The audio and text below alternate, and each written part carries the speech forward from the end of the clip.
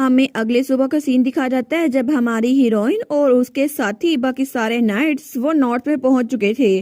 तो हमारी हीरोइन बग्गी से बाहर देखती है। वो सोचती है वाओ, जैसा मैंने एक्सपेक्ट किया था ना, ये तो बिल्कुल वैसा ही है। ग्रैंड डची तो बहुत ज्यादा ह्यूज है और ये कैसल्स ये भी बहुत ज्यादा मैसिव है। तो पैरल कहता है योर ग्रेस, मुझे लगता है कि हिज ग्रेस आजकल बहुत ज्यादा बिजी है ना, तो इसी वजह से वो आपसे मिल नहीं पाएंगे। तो हमारे यहाँ स्माइल कहती है मैं जानती हूँ, कोई बात नहीं। वो सोचती है जब तक वो मुझे यहाँ से बाहर ना निकाले ना, तब तक मेरे लिए विन विन की सिचुएशन है। तो वो कहती है वैसे भी वो तो इतने बिजी थे, उन्होंने अपनी शादी भी अटेंड नहीं की। वो कहता है जी थैंक यू समझने के लिए योर ग्रेस। लेकिन तभी हमारी हीरोइन जब अंदर जाती है ना, तो वहां पे बटलर और बाकी मेट्स थी। तो बटलर कहता है आपसे मिलकर बहुत ज्यादा खुशी हुई योर ग्रेस, मैं हूँ वार्टली, हेड बटलर ऑफ ब्लेनहम स्टेट। और आप तो जरूर सफर से थक गई होंगी ना, तो प्लीज मुझे बताएं, मैं आपको आपका कमरा दिखाता हूँ। वो कहती है थैंक यू वार्टली। लेकिन वो सोचती है ये ओल्ड मैन, मुझे लगता है इसका पावरफुल और है, लगता है कि नॉर्दर्न सारे ऐसे होते हैं। लेकिन जैसे वो अपने कमरे में आती है ना, वो कहती है वाह ये कमरा सच में कितना बड़ा है। लेकिन तभी वो बटलर कहता है मैं अभी आपके लिए एक मेड भेज देता हूँ। वो कहती है जी जब हिज ग्रेस वापस आए ना, तो प्लीज उन्हें इन्फॉर्म कीजिएगा कि मैं उनसे मिलना चाहती हूँ। तो बटलर कहता है जी जी ऑफ कोर्स, मैं उनको नोटिफाई कर दूंगा। लेकिन तभी बटलर के जाने के बाद हमारी हीरोइन तो अंगड़ाई लेती है। वो कहती है वाह ये कमरा कितना वार्म और कोजी है ना।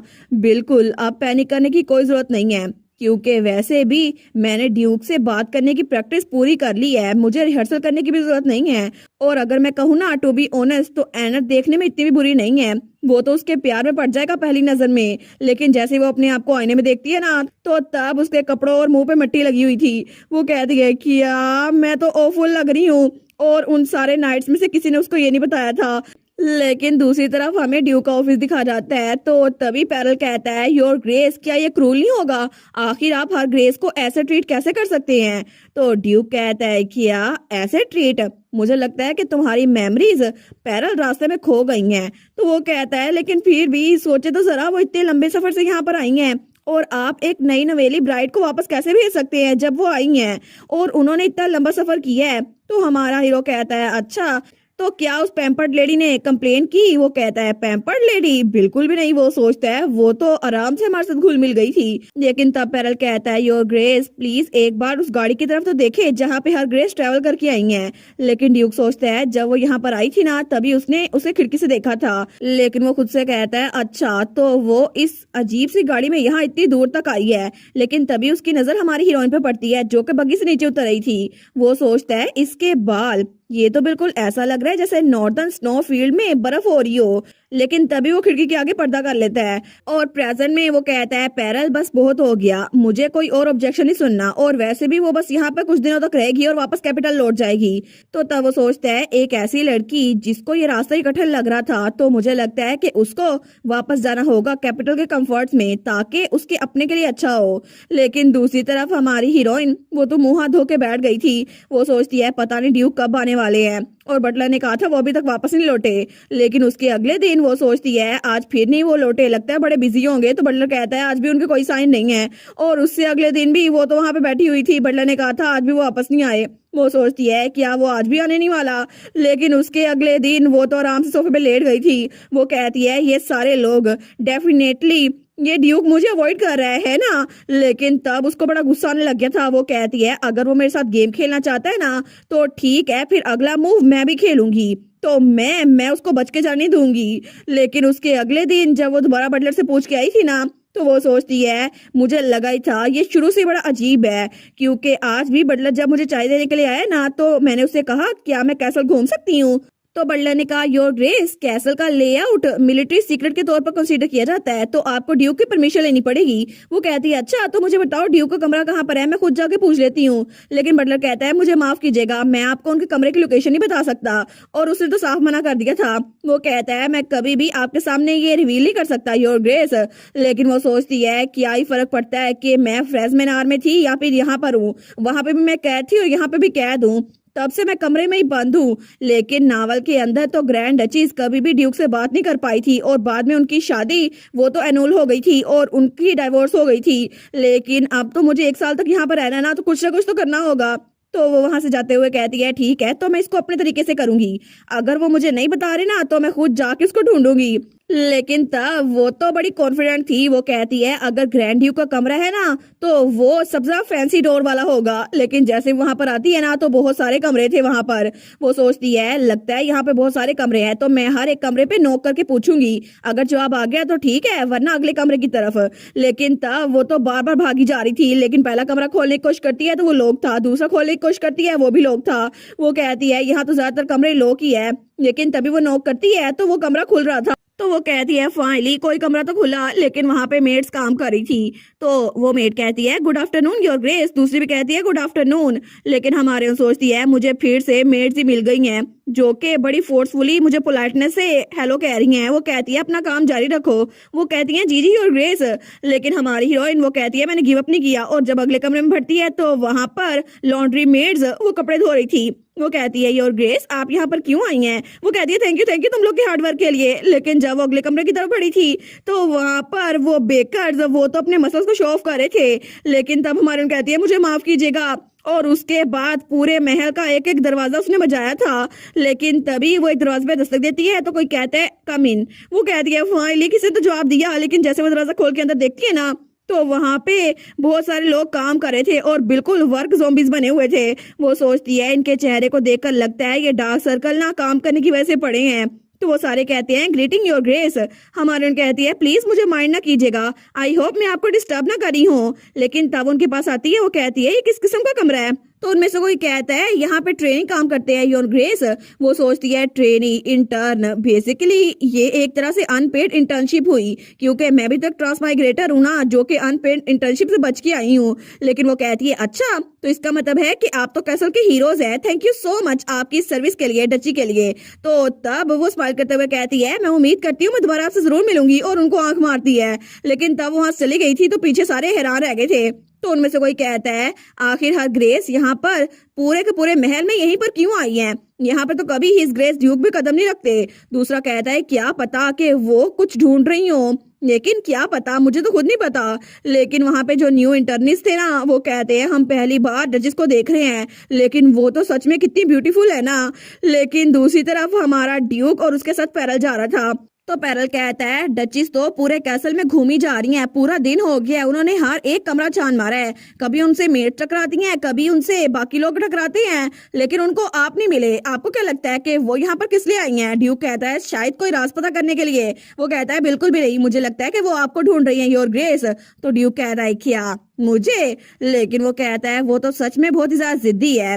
और बटलर ने भी कहा था कि योर ग्रेस प्लीज उनसे एक बार तो मिल ले, मेरे पास अब बिल्कुल कोई बहाना नहीं बचा। लेकिन वो सोचता है अब तो बटलर भी उसको कोई बहाना नहीं दे पा रहा। लेकिन तभी हमारी हीरोइन नीचे से भाग रही थी और ड्यूक ऊपर खड़ा हुआ था बालकनी में। लेकिन जैसे वो हमारी हीरोइन को देखते हैं ना वो सोचता है डचीज। तो तभी पैरल कहता है योर ग्रेस क्या हुआ आपको? तो तभी ड्यूक उसको चुप करवाने के लिए उसे दीवार के साथ लगा देता है। तो पैरल बेचारा तो बिल्कुल शौक रह गया था। वो कहता है योर ग्रेस। लेकिन ड्यूक तो उसको बड़ा घूर के देखता है। वो आहिस्ता आवाज में कहता है चुप, बिल्कुल चुप, उसे हमारी आवाज ना आए। लेकिन तभी वो पीछे मुड़कर देखता है तो हमारी हीरोइन वहां से जा चुकी थी।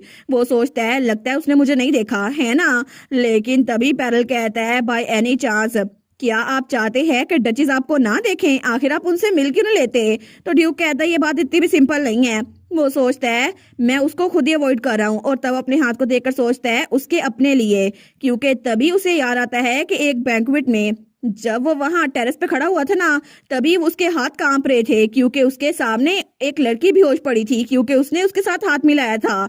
लेकिन तभी वो अपनी मुट्ठी बंद करता है। वो सोचता है बिल्कुल मैं उसको नुकसान नहीं पहुंचाना चाहता, बस मैं उसको देखे बगैर उसे डिवोर्स दे दूंगा। इसीलिए मैं नहीं चाहता कि उसको पूरी उम्र पछताना पड़े और मेरी वजह से वो बीमार पड़ जाए। और अगर मैंने उससे मुलाकात कर ली ना तो उसे पता चल जाएगा कि मैं कितना टेरिबल इंसान हूँ। लेकिन तब हमें अगले दिन का सीन दिखा जाता है जब वहां पे बर्फबारी हो रही थी। लेकिन हमारी हीरोइन तो उसके हाथ कांप रहे थे और वो बाहर बैठ के चाय पी रही थी। लेकिन तभी उसको छींक आती है। तो तब उसके साथ एक नाइट भी खड़ा हुआ था। वो उसको शॉल देते हुए कहता है बस कर दे डचीज, 3 घंटे हो गए हैं कि आप वापस नहीं जा सकती? वो कहती है बिल्कुल भी नहीं, क्योंकि जब तक तुम मुझ पे नजर रख रहे हो ना मैं इस ग्रेस को ढूंढ नहीं सकती, इसी वजह से मैं यहाँ पे इंतजार कर रही हूँ। वो कहता है वेल ये बात तो हमारे कहती है लेकिन कम अज कम मुझे एक हिंट तो मिल सकता है ना, मैं नहीं चाहती कि इस तरह सफर करूँ। वो कहता है मुझे माफ कीजिएगा, मैं आपको बता नहीं सकता ड्यूक का कमरा कहाँ पर है, और इसके अलावा वो आज आपसे मिल नहीं सकते। तो हमारी कहती है क्यों? क्योंकि मैं यहाँ पे बैठी हुई हूँ। लेकिन उस बेचारे नाइट को तो पसीना आ रहा था। वो कहती है मैं समझ गई, लेकिन वो दिल में सोचती है कितना बदतमीज है ये ड्यूक, आखिर बार बार मुझे अवॉइड क्यों कर रहा है। लेकिन वो दिल में सोचती है फिर भी एक ही बार मुझसे मिल लेना, उससे बातें तो करनी है कि मुझे 1 साल तक यहाँ पे रहने दे, उसके अलावा और क्या ही बात होगी। क्योंकि ओरिजिनल स्टोरी में मार्क्वेस ने अचानक बगावत कर दी थी और उसकी वजह से वो मर गए थे। लेकिन मैं सच में मरना नहीं चाहती, इसी वजह से मैं चाहती हूँ कि ग्रैंड डचीज बनकर अपनी जिंदगी गुजार सकूं कम से कम 1 साल के लिए, और मैं बस खामोश रहूंगी, बैकग्राउंड में ब्लेंड हो जाऊंगी, और उसके बाद वो जब मुझे डाइवोर्स देगा ना तो मैं कहीं दूर, बहुत दूर चली जाऊंगी। लेकिन तब वो बड़ी उदास हो गई थी। वो सोचती है फिर भी ये सब कुछ करने के लिए पहले मुझे उस आदमी से मिलना पड़ेगा। तो वो नाइट भी उदास हो गया था। वो सोचता है लगता है ये हिज ग्रेस के बारे में सोच रही है। वो कहता है योर ग्रेस, अगर आप चाहें तो मैं आपको टोमेटो स्टू वाली जगह पर लेके जा सकता हूँ। वो कहती है टोमेटो स्टू? उसके मुंह में तो पानी आ गया था। वो कहता है जी जी बिल्कुल, ब्लेनहम स्टाइल का टोमेटो स्टू टाउन में बहुत ज्यादा फेमस है, आप उसको एंजॉय करेंगी, तो क्या आउटिंग के लिए चलेंगी? वो कहती है बिल्कुल आउटिंग, फिर तो मैं चलूंगी, मुझे लगता है कि थोड़ी सी शॉपिंग भी अच्छी रहेगी। वो कहता है मुझे लगा ही था इससे आपका मूड अच्छा हो जाएगा। तो हमारे कहती है तो फिर ड्यूक जो के वेस्ट विंग के 3rd फ्लोर पे लास्ट चैम्बर में है उनको इनवाइट करें? वो कहता है जी जी ये तो वंडरफुल लग रहा है, लेकिन तभी वो फ्रीज हो गया था। वो कहता है जी, लेकिन हमारी हीरोइन बड़ी भयानक सी स्माइल करते हुए कहती है अच्छा तो ड्यूक का कमरा वहीं पर है, मैंने सही गैस किया था।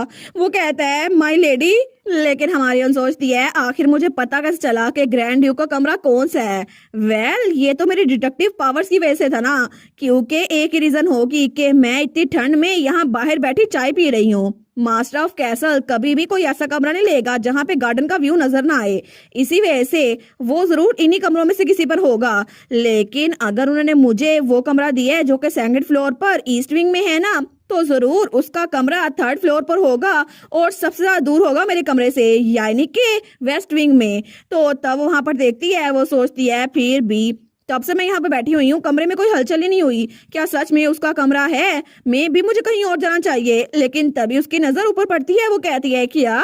तो तभी ड्यूक वो पर्दा पीछे करते हुए बाहर देख रहा था। वो सोचती है क्या ये सच में ड्यूक है? लेकिन तभी ड्यूक की नजर भी उस पर पड़ती है, तो तभी वो पर्दा बराबर कर लेता है। वो सोचती है ओ माय गॉड, मुझे कोई गलती नहीं हुई थी, ये सच में ड्यूक ही था, डेफिनेटली वही था। लेकिन तब ड्यूक बेचारा उसका कमरा दिखाया जाता है तो वो तो अपना दिल पकड़ के खड़ा हुआ था, उसका दिल तो बहुत ज्यादा धड़क रहा था। वो सोचता है सच में हमारी आंखें टकराई, लेकिन उसने पक्का मुझे पहचाना तो नहीं होगा ना, लेकिन आखिर क्यों? वो सोचता है वो तो बाहर बैठी बिल्कुल किसी चूजे की तरह लग रही थी, लेकिन अगर उसे ठंड लग गई तो फिर वो तो बीमार पड़ जाएगी ना, और उसको हमारी हीरोइन की टेंशन हो रही थी। वो सोचता है वो नाइट नॉर्टन क्या डचिस की सही से देखभाल नहीं कर रहा, आखिर वो कोल्ड भी उसको बाहर क्यों बिठाई हुए है। लेकिन तब वो सोचता है मैं आखिर इस बारे में क्यों सोच रहा हूँ। वो कहता है मैं क्या ही करूँ, मुझे क्या फर्क पड़ता है वो बीमार हो या सही रहे। लेकिन तब वो खुद को तसल्ली देते हुए कहता है एक बीमार लेडी मेरे लिए मसला खड़ा करेगी, इसलिए मैं बस उसकी तरफ थोड़े और सर्वेंट्स भेज दूंगा। लेकिन तब वो बेचारा उसके बारे में सोचते हुए ब्लश कर रहा था। वो कहता है चाहे कुछ भी हो जाए वो तो बड़ी ट्रबलसम वुमेन है। लेकिन तब हमें थोड़ी देर बाद वहां का डिस्ट्रिक्ट दिखाया जाता है। तो तब वो नाइट कहता है ये नॉर्थ का सबसे लार्जेस्ट डिस्ट्रिक्ट है, और तब वो बग्गी से नीचे उतरती है। वो कहता है इसको गोल्ड रेन भी कहते हैं। हमारी कहती है वाओ। वो कहती है ये तो ब्लाइंडिंग है कि सच में असल गोल्ड है। वो कहता है ये लीफलेट है जो कि सरप्लस गोल्ड से बने है बेलहम रेंज माइन से। वो सोचती है सच में ये लोग तो इतने अमीर है, स्ट्रीट पे भी गोल्ड लगाया हुआ है। लेकिन जब मेरे डैड कह रहे थे ना कि ये बड़ा अमीर है, तो इसका मतलब है कि ड्यूक सच में बड़ा अमीर है। लेकिन फिर भी मेरी शादी के लिए उन्हें 500 दानिश भेजे थे।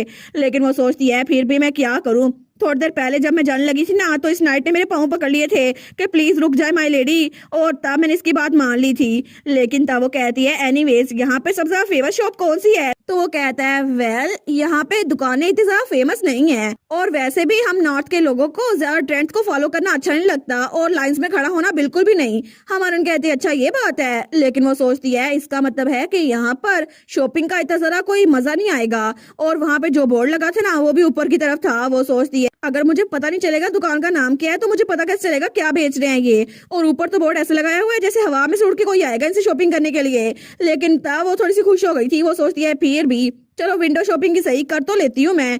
तो तब दोपहर से शाम हो गई थी, लेकिन हमारी हीरोइन तो थक चुकी थी। वो सोचती है ये शॉप्स कितनी ज्यादा वियर्ड है ना, और जब वो पहली शॉप में गई थी तो वहां पे उसको एक हैट पसंद आई थी। वो कहती है ये क्यूट तो है लेकिन ये कुछ ज्यादा लंबी नहीं है। तो दुकानदार कहता है खरीदना है तो खरीदो वरना चलो लेडी। लेकिन तब वो दूसरी शॉप पे पहुंची थी और वहां पे उसको ग्लव्स पसंद आए थे। वो कहती है ये तो खूबसूरत लग रहे हैं, लेकिन वो कहती है चलो मैं इनको खरीद तो लूं। लेकिन जब उसकी कीमत देखती है ना तो वहां पे जितने जीरो थे ना उसको देखकर वो फ्रीज हो गई थी। वो सोचती है इसको खरीदने के लिए तो मुझे अपना घर बेचना पड़ेगा, ये इतना महंगा है। तो दुकानदार कहता है अगर खरीदना है तो खरीदो वरना बाहर निकलो लेडी।